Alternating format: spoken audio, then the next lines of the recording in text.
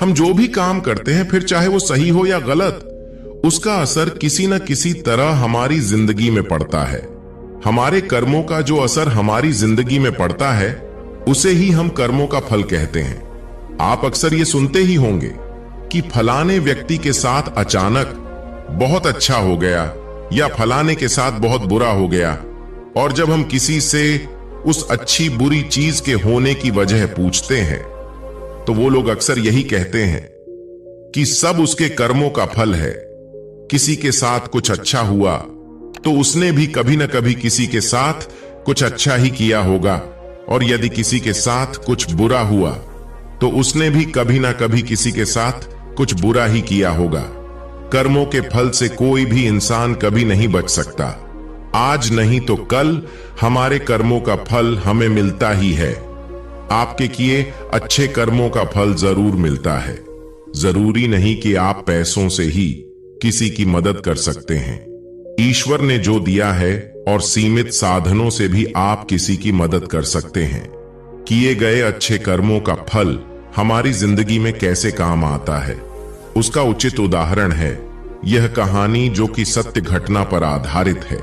एक बार की बात है, एक पहाड़ पर एक कुटिया थी और उस कुटिया में एक गुरु और शिष्य रहा करते थे। और उस गुरु को बहुत ही सिद्धियां प्राप्त थीं और उनकी सिद्धि हर जगह प्रसिद्ध थी। वह वहां के लोगों में इतनी ज्यादा प्रचलित थी कि लोग उनकी शक्तियों से भली भांति परिचित थे। वह ध्यान में बहुत ही ज्यादा लीन रहते थे। कई बार वह 2-2, 3-3 दिनों तक ध्यान में बैठे रहते थे, पर वह कुछ खाते पीते भी नहीं थे। उनके ध्यान की शक्ति की खास बात यह थी कि वह ध्यान करते करते भविष्य देखने में सक्षम थे।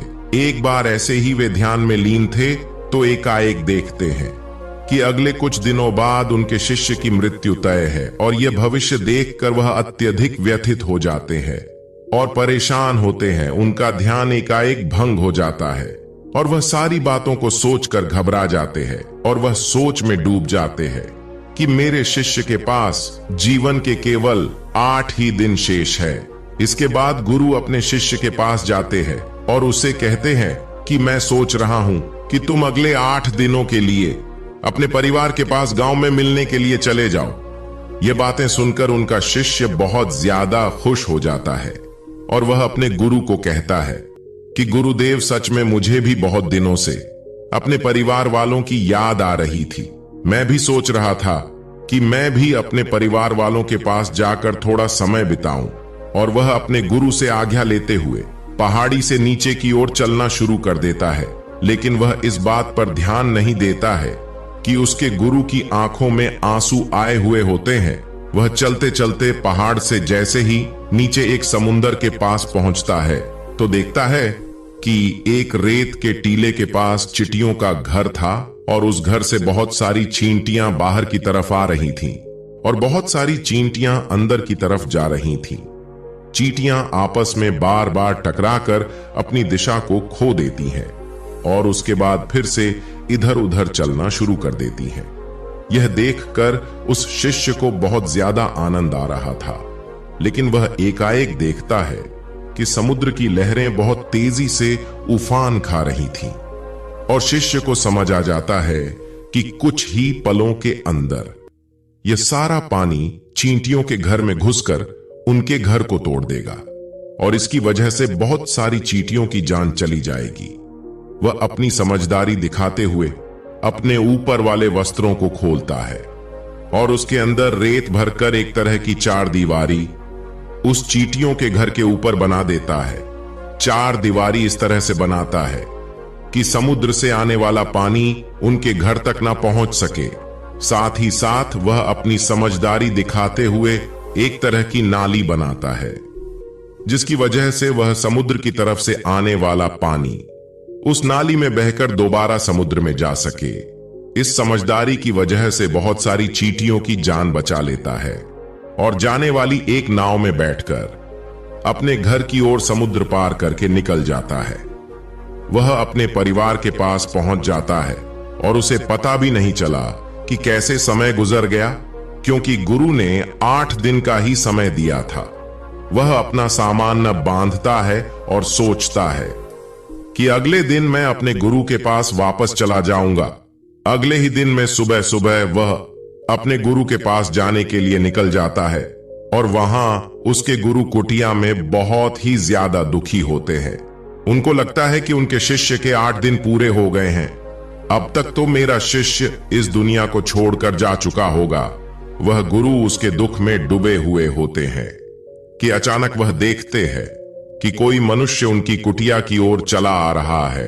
वह जब ध्यान से देखते हैं तो उनको पता चलता है कि यह तो मेरा शिष्य है जो उनकी ओर चला आ रहा है। वह दौड़कर एकाएक अपने शिष्य के गले लगा लेते हैं और अपने शिष्य का हाल चाल पूछते हैं और शिष्य यह देखकर दुविधा में पड़ जाता है। गुरु को समझ नहीं आता है कि कैसे उनका देखा हुआ भविष्य गलत हो गया। वह अपने शिष्य से पूछते हैं कि बेटा, तुमने इन 8 दिनों में क्या क्या किया? शिष्य अपने परिवार के साथ बिताए हुए सारे पलों के बारे में बता देता है, लेकिन उसके गुरु को ऐसा इन 8 दिनों में कोई खास नहीं लगा। फिर शिष्य कहता है कि मैं आपको एक बात बताना भूल गया। जब इस पहाड़ी से मैं नीचे समुद्र की ओर गया था, तब मैंने ऐसे ही एक चींटियों की जान बचाई थी। उसके बाद गुरु समझ जाते हैं कि उसके कर्मों की वजह से ही वह शिष्य बच पाया था और गुरु एकाएक कहते हैं कि कर्म जरूर लौट कर आते हैं। तो साथियों, इस कहानी से हमें यह सीख मिलती है कि जीवन में हमेशा ऐसे कर्म करो जो कि कभी लौट कर भी आए तो आपका भला ही करे। हमारे कर्म हमेशा लौट कर वापस जरूर आते हैं। तो हमेशा ध्यान रखें, किसी का भी बुरा ना सोचें और ना ही किसी का बुरा करें। सबका भला सोचे और यदि कोई बुरा भी करता है तो उसको भगवान के भरोसे छोड़ दे, क्योंकि एक दिन सबके कर्म जरूर लौट आते हैं। इस कहानी से प्रेरणा मिलती है, अगर आप किसी के लिए कुछ अच्छा करते हैं तो वह इंसान जीवन में कौन सी मुश्किल में कब किस रूप में आपके काम आ जाए क्या पता। इस कहानी से यह भी शिक्षा मिलती है कि किसी की मदद के लिए ज्यादा साधनों की जरूरत नहीं होती। जो है उसी से आप किसी की मदद कर सकते हैं और किए गए अच्छे कर्मों का फल भगवान जरूर देता है। धन्यवाद।